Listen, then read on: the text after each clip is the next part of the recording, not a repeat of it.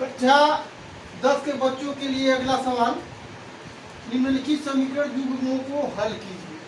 सवाल जो है थोड़ा थोड़ा अलग अलग चेंजिंग है, समीकरण का सवाल थोड़ा थोड़ा चेंजिंग है, यानी कि x plus Y equal to A minus B समीकरण 1 और A X minus B Y equal to A square plus B square समीकरण नंबर 2।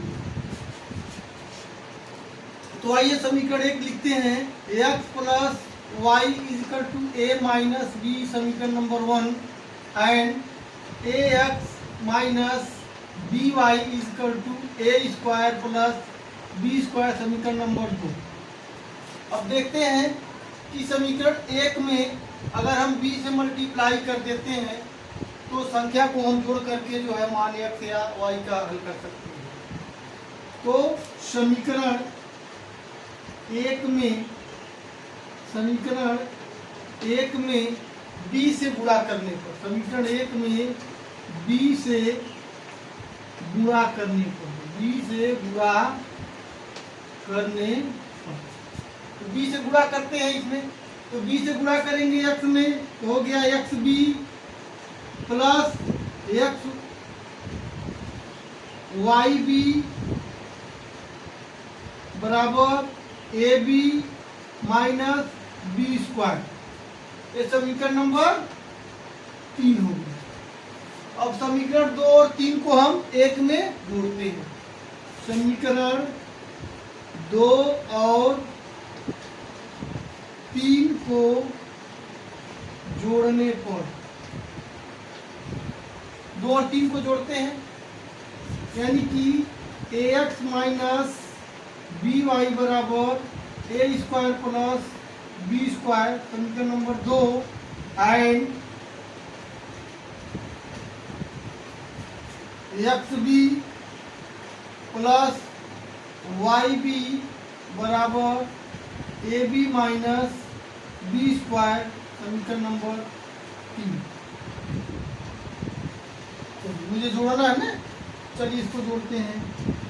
ए X minus B Y plus X B plus Y B बराबर ए square plus B square plus ए B minus B square. जोड़ते हैं ना, देखते हैं B square minus में है, B square plus में है, ये संख्या क्या होगी करिए। इसमें कोई संख्या कटने वाली नहीं है, लेकिन अगर कॉमन मिलती है तो कॉमन ले सकते हैं। तो आइए इसको हम देखते हैं, A X minus B Y plus X B plus Y B, इसमें कॉमन देखते हैं ए एक्स और एक्स बी में, इसमें कॉमन मिला बेटा एक्स, इसमें और इसमें कॉमन एक्स मिला तो ए प्लस बी हो गया, ए प्लस बी हो गया। और इसमें और इसमें कॉमन मिला, y को हम कॉमन ले लेते हैं, अब y कॉमन हो गया तो माइनस बी हो गया और प्लस बी हो गया, माइनस बी प्लस बी। यहाँ पर जब y कॉमन हो गया, यहाँ पर y, तो यहाँ भी b है, यहाँ भी b है, इसलिए कट गया, यानी कि यहाँ पर हो गया A square plus A B, A square plus A B. अब जो है यहाँ पर y का जब गुणा कर देंगे, यहाँ कट गया 0 हो गया, तो x and a plus b plus y गुणे 0 बराबर ए स्क्वायर प्लस ए बी। सो 0 हो गया, तो x and a plus b plus 0 बराबर ए स्क्वायर प्लस ए बी।